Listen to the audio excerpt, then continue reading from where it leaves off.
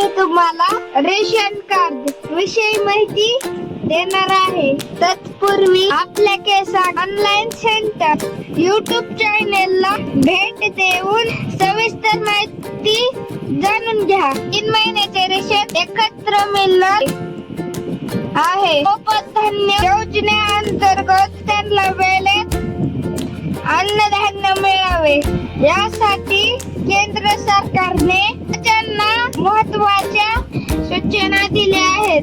जून 2026 पर्यंत वितरित होणारे तांदूळ आणि गहू केंद्रीय साठ्यातून आगाऊ उचलून लोकांपर्यंत तातडीने पोहोचवण्याचे निर्देश दिले आहेत.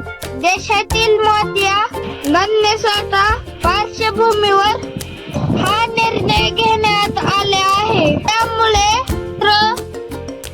लाभार्थ्यांना आता 3 महिन्याचे रेशन एकत्र मिळणार आहेत.